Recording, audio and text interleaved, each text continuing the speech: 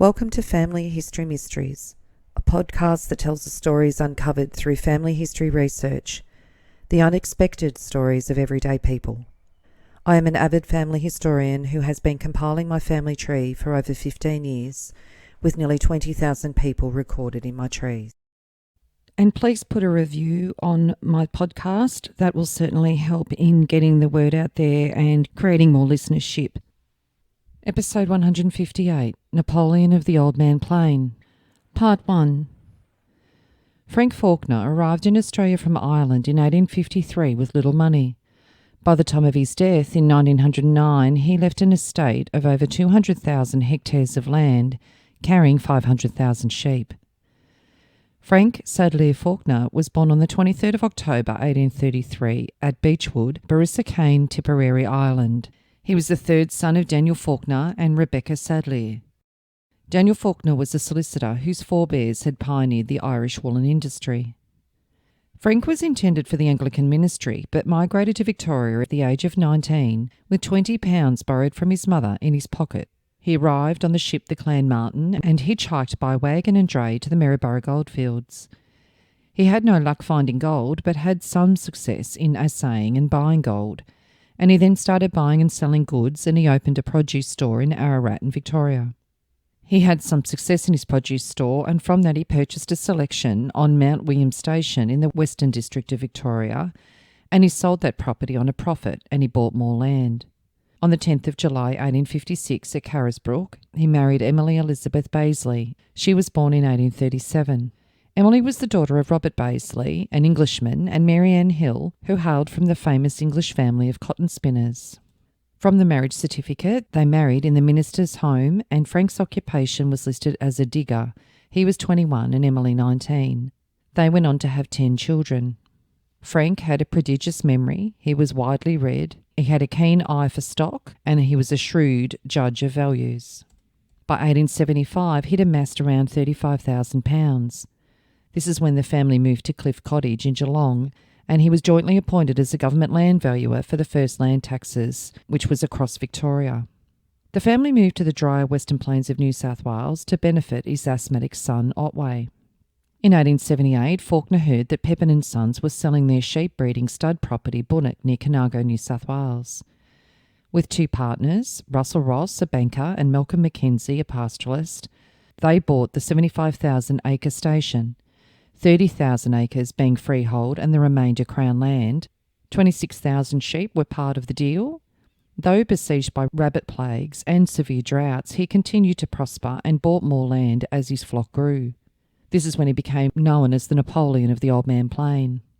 4 years after the purchase, Falkiner bought out his partners, transformed the property and developed a stud with the sheep bred from the original Pepin stock. His rams were characterised by robust constitutions, big frames, high-quality fleeces, and the ability to endure rigorous climatic conditions. Between April 1882 and July 1884, the sale of sheep had brought £74,700 to him. By 1884, Bunnock had 322 kilometres of fencing. In October 1888, Frederick Parker protested against the award of prizes to Falkiner for stall-fed sheep entered in the grass-fed section at the Deniliquin Pastoral and Agricultural Show. Falkiner was disqualified and he accused Parker of similar practices, whereupon Parker sued for libel.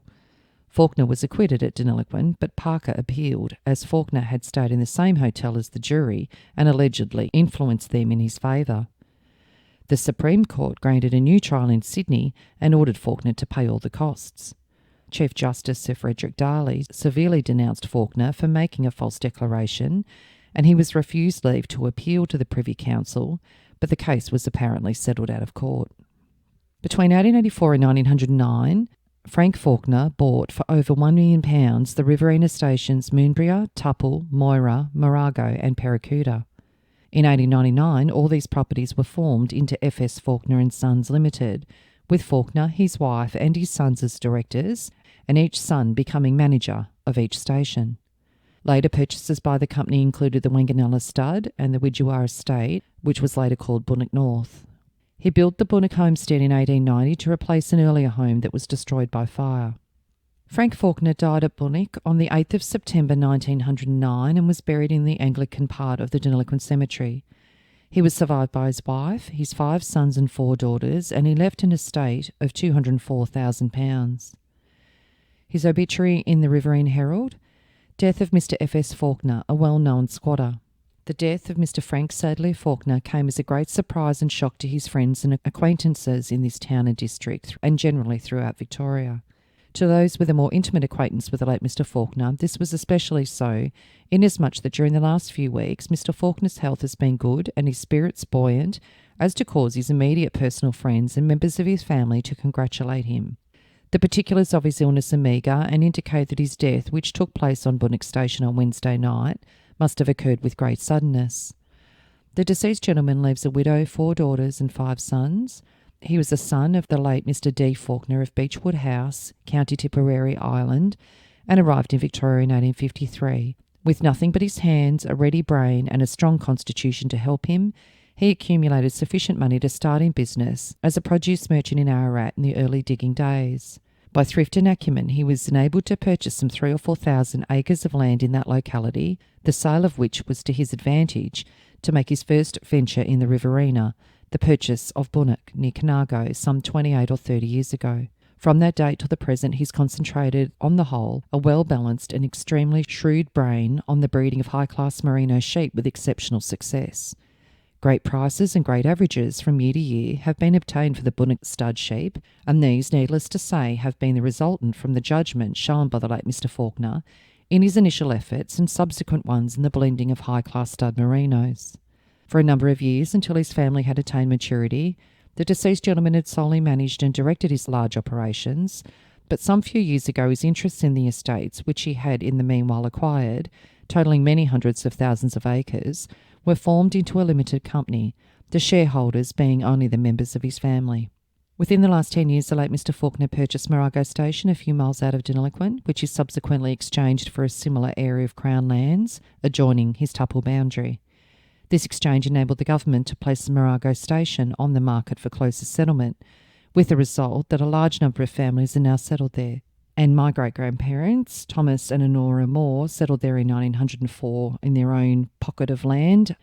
The firm with which the late Mr. Falkiner's name was associated can fairly be stated to be one of the biggest squatting enterprises in Australasia, and is undoubtedly the outcome of the singleness of purpose, perception, knowledge of men, ability to recognise and take advantage of the opportunities of life in Australia, possessed by the gentleman who's just passed away. His death will be felt, but the fact that his sons inherit as largely the shrewd characteristics of their late father, and have entered so actively into the management and direction of the enterprise, it will minimise to an extent, from a commercial standpoint, the lull which would, under ordinary circumstances, be the outcome of the passing away of a mastermind. And in the Deniliquin Pastoral Times, on the 25th of December 1909, probate has been granted in respect to the will of Mr. Frank Sadler Falkiner, grazier of Bunnock Station, Carnargo, near Deniliquin, New South Wales.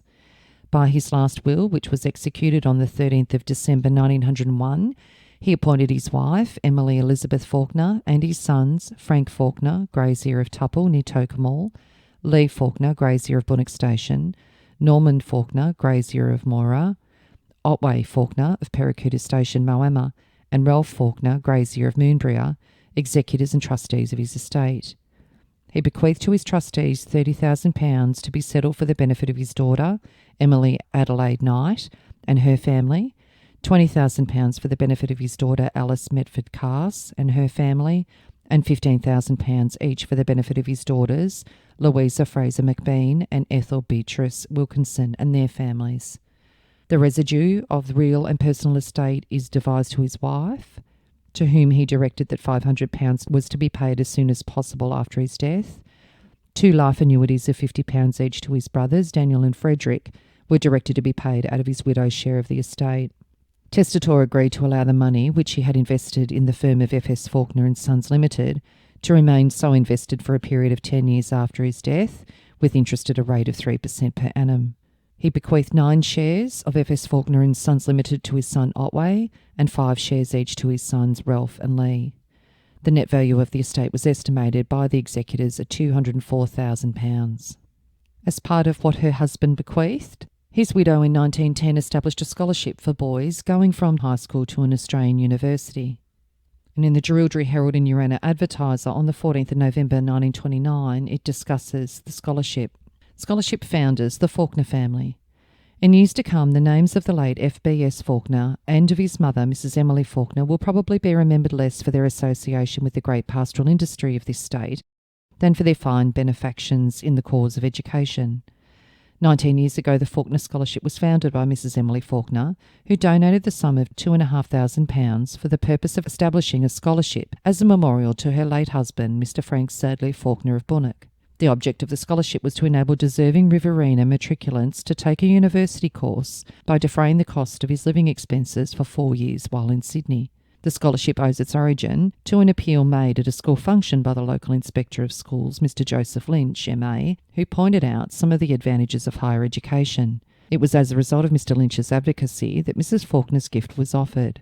Wishing it to be a local prize, the donor made it available for competition by boys who had passed to the Hay High School from any primary or other school within the bounds of the Hay Inspectorial District. The award was to be allotted upon the leaving certificate examination, and the winner, who must necessarily be an exhibition holder, was to be entitled to a grant of all necessary textbooks and reasonable incidental expenses, inseparable from his university course. It was the donor's express wish that if the holder of the scholarship selected a branch of applied science, such as civil engineering, agriculture, veterinary science, or a similar branch of knowledge, he should direct his research work and investigation towards a solution of such questions as are specially applicable to the natural conditions of the Riverina, or would assist in the development of natural resources of the district, such as irrigation, study of underground waters, dry farming, cultivation of drought-resisting fodder, plants or other matters specially beneficial to Riverina pastoralists and agriculturalists. The donation for scholarship purposes in 1923 of £4,000 by the late Mrs. F.B.S. Falkiner as a memorial to his mother. It was Mr. Falkiner's desire that a Falkiner scholarship should be available for competition each year.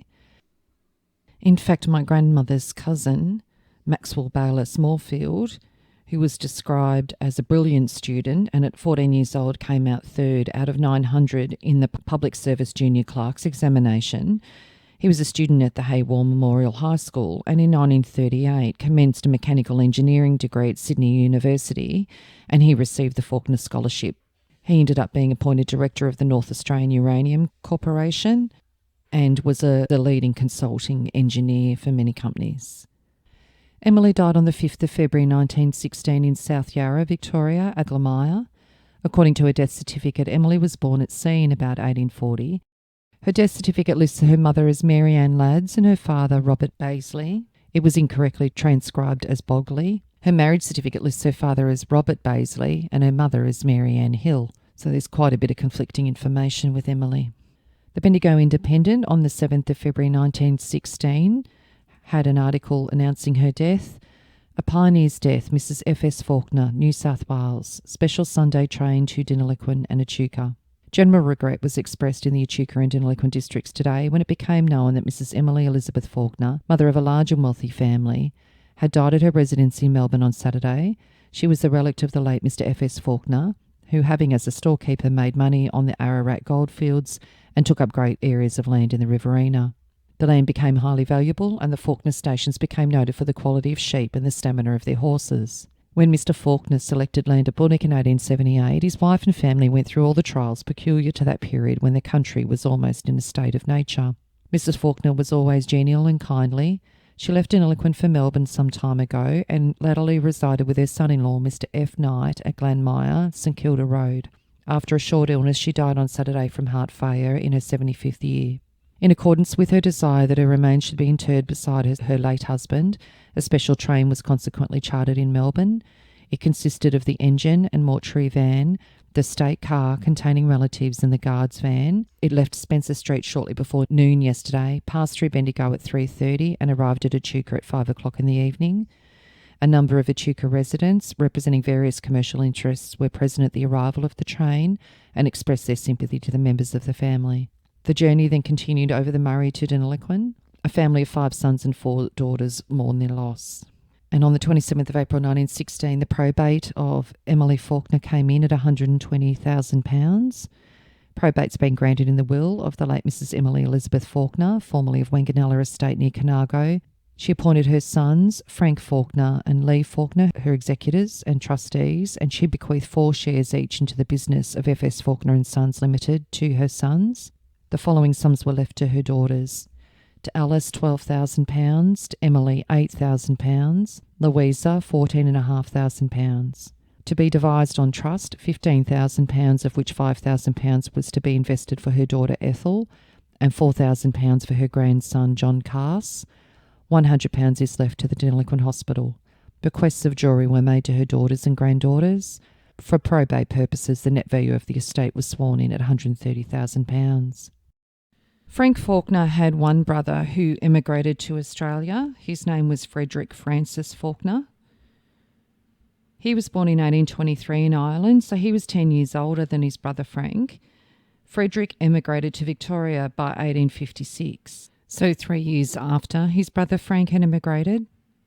Frederick and Jane Angove, who was born in England, had their first child in 1856 in Amherst, Victoria. They had 6 children in total. Jane was the daughter of Tobias Angove, a miner, and she had been married to William Thomas, a miner, in Redruth, Cornwall in 1844 when she was 22. William and Jane Thomas sailed to Adelaide on board the Hawley on the 3rd of July 1846 and disembarked on the 24th of October 1846. William and Jane made their way to Burra in South Australia, where William would have worked in the copper mines. Jane gave birth to their son, John Thomas, in Burra, South Australia on the 10th of January 1848. In 1854, William and Jane set off for a 6-week journey to the goldfields of Victoria. William purchased a horse for £90 and hitched it to a dray to carry their supplies. It seems that Jane separated from William Thomas once they arrived in Victoria in around 1855 and commenced a relationship with Frederick Falkiner. Jane took on the name Falkiner, although due to her husband still being alive, he didn't die until 1872 when he was 50, and named Jane Angove as his wife on his death certificate. Frederick and Jane could not marry. On the 14th of March 1868, there was an advertisement in the paper from Frederick. A reward of £50 has been offered for the discovery of the person or persons who, on the night of the 13th of February, set fire to 2 stacks, one of hay and one of straw, the property of Frederick Falkiner at Adelaide Lead, Maryborough. And then a year later, fire at Adelaide Lead. A disastrous fire, the origin of which is at present a mystery, occurred on Monday evening in the yard at the rear of the store in the occupation of Mr. Frederick Falkiner of Adelaide Lead. The conflagration appears to have broken out about 11 o'clock at night, whilst the proprietor of the establishment, who had retired to rest, was asleep. He was aroused by a neighbour at about 12 o'clock and upon entering his building discovered that a stack of 6 or 7 tonne of hay was in flames, which consumed the whole lot before the fire could be extinguished. A considerable extent of fencing was also destroyed and other damage estimated at £41 inflicted. It is somewhat remarkable that exactly 12 months ago Mr. Falkiner was the subject of severe losses from a similar fire, and that on that occasion no satisfactory information could be gleaned as to the cause of the calamity. The present fire is vaguely supposed to be the work of an incendiary. Frederick died on the 21st of September 1905 at Adelaide Lead at the age of 78, and it's said that he died after a lingering illness. In the will of Franc Falkiner, when he died in September 1909, it was stated that 2 life annuities of £50 each were bestowed to his brothers, Daniel and Frederick, and then they were directed to be paid out to his widow's share of the estate. Jane's son, John Thomas, he married Elizabeth Andrew in Amherst, Victoria on the 4th of January 1877. Elizabeth was also born in Burra, South Australia in 1849, and her parents were from the same town in Cornwall as William Thomas. She moved with her family to Vaughan by 1855. John was a miner at Vaughan, and they had 12 children, with 9 surviving infancy. And it seems that he had continued contact with his father, as their infant son, Jack Thomas, is buried with William Thomas in the old Vaughan cemetery. They moved to Footscray, Victoria in about 1910, and John died at Footscray on the 1st of September 1918 at the age of 69. Frederick Falkiner and Jane Angove's children. Their firstborn was Rebecca Louisa Falkiner, who died as an infant. The second child was Lucy Louisa Rebecca Falkiner, who was born on the 16th of July 1857 at Denali. She married Henry Dugan in 1873 in Victoria when she was 16 and Henry 30. They had 3 children, and Lucy died at East Coolgardie, Western Australia on the 7th of October 1917, aged 60. It says she was the beloved mother of Maggie Abbott, Violet and Ernest Downey, and a sister of Frederick Falkiner of Wanby, South Australia, and Daniel Falkiner of South Yarra, Victoria. The 4th child, Annie Falkiner, died at 2 years old at Adelaide Lead. The 5th child was Frederick Francis Falkiner Jr., born in 1862 in Maryborough, Victoria. He married Marie Louisa Guerin in Maryborough on the 17th of September 1889. They had 2 children, Frederick Albert Sadler Falkiner, who was born on the 21st of July 1889 at Adelaide Lead. He was a farmer and married Helen Evans in South Australia in 1916, and they had 5 children. He died aged 53 in South Melbourne in 1943. And Pearl Adelaide Falkiner was born on the 24th of January 1891 at Adelaide Lead. She married Kenneth Malcolm Beaton in Woodville, South Australia. They had 1 son, Kenneth Frank Beaton, in October 1918, and Pearl died on the 21st of May 1974 in Adelaide. Their father, Frederick Falkiner Jr., died on the 7th of October 1923 in Maryborough, aged 61, of heart failure. It says the late Mr. Frederick F. Falkiner, whose death was mentioned in last week's issue, died at Maryborough and previously was a member of the South Australian Mounted Police. He was born at Adelaide Lead, the eldest son of the late Frederick Falkiner, who was a widely known and highly respected resident of that district. He was a nephew of the late Frank Sadler Falkiner of Bunnock, Conago, New South Wales. Mr. Falkiner was for the last 13 years a resident of South Australia, 2 years of which were spent in Renmark. The last 11 years he's been a resident of the Wanby district, being a pioneer settler. The old gentleman was a great sufferer of bronchitis, and this was responsible for his death. He was a fine old chap, respected by all, a very hard worker and a kindly neighbour. The 6th child was Gerald Fitzgerald Falkiner, who was born in 1863 at Adelaide Lead and died at the age of 1. And their 7th child, Daniel Rogers Falkiner, born on the 14th of April 1865, who was named after Frank and Frederick's brother.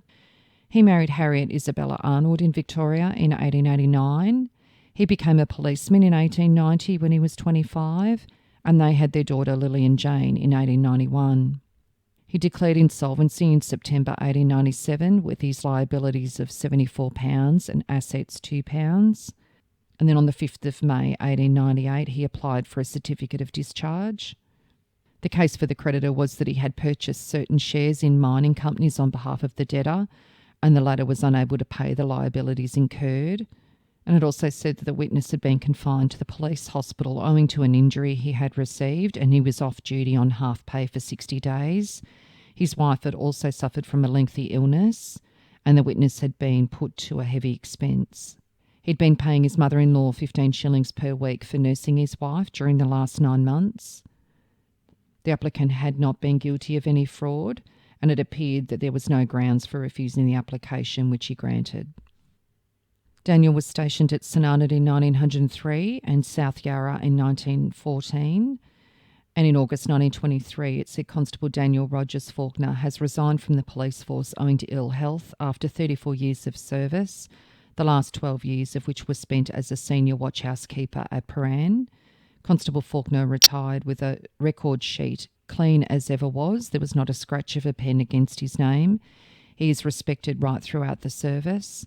The painstaking and impartial manner in which he always carried out his duties gained the appreciation of all with whom he came into contact. And Daniel died on the 23rd of February 1929 in South Yarra. Their daughter Lillian, on the 26th of March 1913, she married Mr. Thornton, the eldest son of Mr. P. Thornton of Kadina in South Australia. She had her cousins Pearl Falkiner and Olive Arnold as bridesmaids. So there were quite a few children from Frederick Falkiner as well.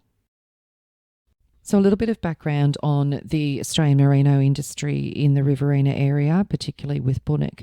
In 1861, having been unable to sell their property, George Pepin and his sons, George Jr. and Frederick, established a stud flock at Wanganella Station, calling in Thomas Shaw to select the ewes and advise on rams and breeding. Forced to stay, the Pepins decided to breed a type of sheep that was more suitable to the climatic conditions in the Riverina. Following George Sr.'s death in 1872, the Pepin brothers purchased Bunnock in 1873 and they restocked it entirely with ewes from Wanganella. Only 3 years later, as the Wanganella sheep were establishing their prominence with outstanding wool prices and showing success, George Jr. died, only at the age of 50, leaving Fred in control. 2 years later, in 1878, Fred was advertising to sell everything up. Austin and Miller purchased Wanganella, South Bunnock and the Long Plain Run, together with 28,000 sheep, 200 cattle and horses, and continued to develop the Wanganella stud. Franc Falkiner purchased North Bunnock with 27,000 sheep, 290 cattle and horses, and as mentioned, he was initially in partnership with Malcolm Mackenzie and John Ross. Falkiner started the Bunnock stud with his draft of Wanganella sheep, utilising the classing services of J.C. Dark, and within a short period of time had also risen to merino breeding fame. In 1895, Austin and Miller dissolved their partnership with Austin, retaining Wanganella in the west and Miller taking the eastern half, which together with Miller's merino stud was renamed Wanganella Estate. When Franc Falkiner died, he was running 250,000 Bunnock blood sheep, and he and his sheep made an immense impact on both the pastoral industry and the merino industry. Although Franc Falkiner, prior to his death, had directed his sons to allow Otway, the youngest son, to assume control of the business, it was in fact the eldest son who took over and called the meeting in 1910 to consider the purchase of Wanganella Estate and its stud flock, which they duly bought. It was Otway, though, who remained in control of the stud operation, finally assuming full control for the business when Bert resigned in 1915.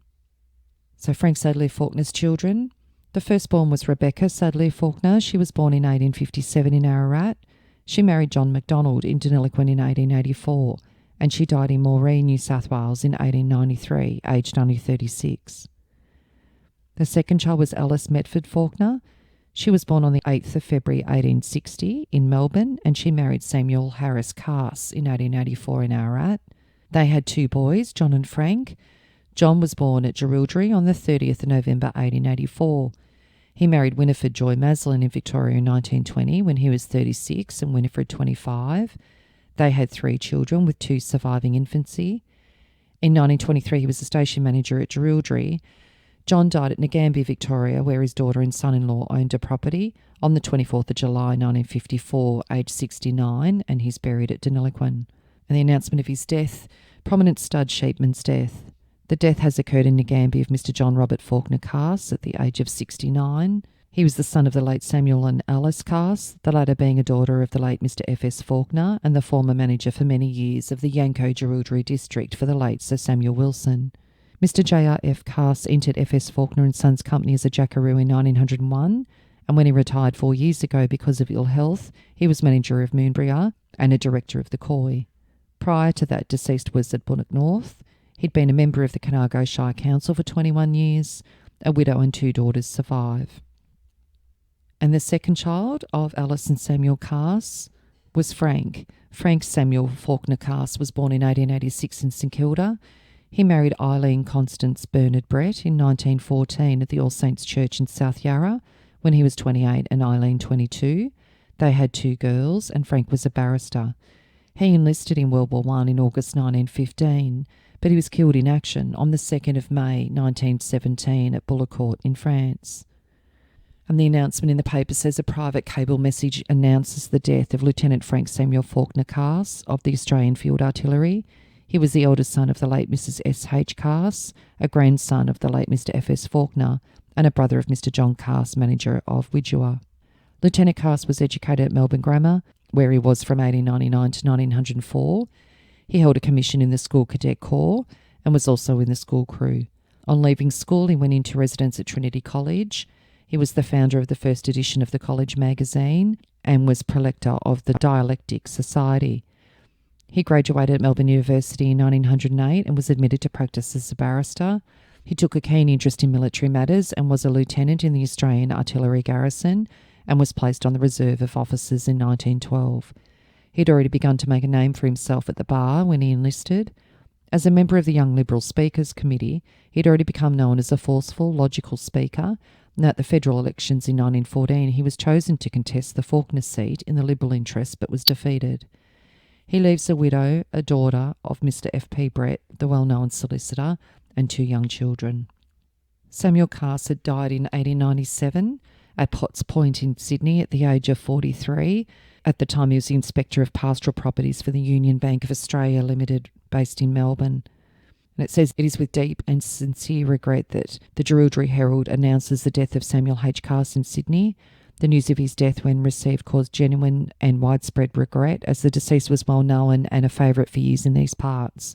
For years, beginning in the early 70s, he was engaged as a bookkeeper on Yanco Station and afterwards was entrusted with a managership, which position he occupied for several years.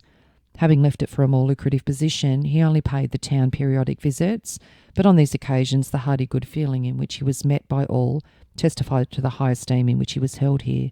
When the news came of his death, on all sides we heard expressions of regret and sympathy with the bereaved family. Poor Sam Carse, you are gone, and we only echo the sentiments of all who knew you here. We hear that just prior to his death he sent messages to 2 or 3 of his more intimate friends in Jerilderie." In 1914, Alice was living at Roanoke in South Yarra, and she died at her home Fairley House at South Yarra on the 6th of April 1919 at the age of 59. It said profound regret is expressed by a large circle of friends at the death of Mrs. Carse, which occurred after a few days' illness. Mrs. Carse was the widow of the late Samuel Harris Carse and the daughter of the late Mr. and Mrs. Franc Falkiner of Bunnock, New South Wales. She leaves one son, Mr. John Carse, Mr. Frank Carse, her eldest son being killed 2 years ago in France on active service. And her probate, she bequeathed £4,000 real estate and £20,300 personally to her son and grandchildren. The third child of Franc Falkiner was Emily Adelaide Falkiner. She was born on the 18th of June 1862 at Ararat. She married Frederick Arthur Herbert Wright in 1888 in Deniliquin, New South Wales. They had 3 children. They lived at South Comongan Station in Queensland, where Frederick was a station manager, until they moved to Melbourne in about 1914, where they lived at Kindram in Toorak, where Frederick worked as a broker. Emily died on the 15th of February 1937, and her obituary was in the paper. Mrs. Fred Knight, eventful life ends. A large circle of friends will regret to learn of the death of Mrs. Fred Knight Sr., which occurred at her home, Kildram, St George's Road, Toorak, yesterday. She lived a very quiet life in recent years. Mrs. Knight formerly took a keen interest in various philanthropic activities and was for many years a leading figure in the social life of Melbourne. The third daughter of Mr. and Mrs. Frank Falkiner of Bunnock Station, New South Wales, she was born in Ararat, and when aged only 15 years, she acted as her father's secretary and for 10 years was bookkeeper at Bunnock. She married Mr. Knight of South Comongan, Charleville, son of the late Mr. J.G. Knight, Government Residence, Northern Territory, and later came to Melbourne to live. She was formerly a member of the Women's Hospital Committee and of the Charity Organisation Society. She was Vice President of the Foundling Hospital in East Melbourne and a member of the Hospitality Committee of the Victoria League. During the war, she was a member of the Council of the Home Hospitals Department of the Red Cross, and until the society was disbanded, she was President of the Broadmeadows Mending and Ladies' Aid Society, which worked for the improvement of conditions in camps and camp hospitals in the early years of the war, organised Christmas teas and treats for more than 1,700 men in 17 different camps, and sent parcels of food and clothing and other comforts to transports to the Young Men's Christian Association. After the war, this society continued for some time for returned soldiers and their dependents. Mrs. Knight leaves 2 daughters, Mrs. J. O'Brien of Melbourne and Mrs. L. Sampson of Colombo, and one son, Mr. Fred Knight Jr. Her son Frederick was a barrister in Melbourne. Her firstborn child, Emily Cleve Knight, married John Aloysius O'Brien, who was a surgeon. And her second child, Ida Cleve Knight, married Lawrence Potter Sampson, who was an Englishman, and he was a merchant. They travelled widely. Their fourth child was Louisa Fraser Falkiner. She was born in December 1864 in Ararat. She married Daniel Grant McBean in Deniliquin in 1895 when she was 31 and Daniel 26. Daniel ran properties in Jerilderie, Fairpine, Fairley Grange and Argoon. They had a daughter, Margaret. Louisa and Daniel divorced in March 1905. It says Mr. Ralston appeared for the petitioner, Louisa Fraser McBean, formerly Falkiner, who asked that her marriage with Daniel McBean should be dissolved on the grounds of his adultery with a certain woman. The dissolution was sought also on the grounds of cruelty. The parties were married on the 17th of October 1895 at Bunnock Station near Deniliquin, according to the rites of the Church of England. There was no appearance on behalf of the respondent. His Honour granted a decree nisi returnable in 3 months. Daniel married Margaret Hoffman in South Australia on the 24th of August 1905. And it says that she was the daughter of Mrs. M. Hoffman of Guildford, Western Australia. And Louisa died on the 16th of June 1952. It says Mrs. Louisa Fraser McBean died at her residence, Auckland Street, South Yarra. She'd been ill for a very long period. She was the daughter of Mr. and Mrs. F.S. Falkiner of Bunnock and was the widow of Mr. L.F. McBean of Morocco Station and other pastoral properties. She was the eldest surviving sister of Mr. Otway R. Falkiner of Bunnock North and Widgewa, who had died the previous day, and she was also a sister of the late Mr. Lee Falkiner. Aged 87, Mrs. McBean is survived by a daughter, Mrs. Margaret Falkiner Gibbs. Their daughter, Margaret Falkiner McBean, was born on the 25th of October 1898 in Elstonwick, Victoria. She married Reginald Francis Egerton in 1923 in London. Reginald was English and was 29 when they married, and Margaret 25. In an article in the Melbourne Australian, it says, Paymaster Lieutenant and Mrs. Reginald Egerton, who left for England earlier in the year, are at present on a motoring tour in Scotland. Mrs. Reginald Egerton was among the Australians presented at Their Majesty's Court on the 14th of June. They had a son, Reginald Ansell Day Egerton, in Melbourne in 1925. Margaret divorced Lieutenant Commander Reginald Egerton in 1933 when she was 34. It says Mrs. Margaret Falkiner Egerton, formerly of Melbourne, who's lived abroad for some years, has married Morris Anthony Crutchley Gibbs on the 3rd of May. The Countess of Bective is seen emerging from the couple's new home in Lennox Gardens, Kensington. After the wedding, Lord and Lady Bective entertained the bridal couple and a group of intimate friends at luncheon at the Ritz. Morris Gibbs was a merchant and he was 44 at the time of their marriage, and he was the son of the Honorary Henry Lloyd Gibbs and Mrs. Gibbs of London. And Margaret died in South Yarra in 1964 and is buried at Deniliquin Cemetery with her parents. Reginald Ansell Day Egerton was born in Victoria, but at 2 was living in London. He married at the age of 23 in South Yarra to Judith Emily Attewell on the 5th of January 1949. He was a student at Trinity College in 1949.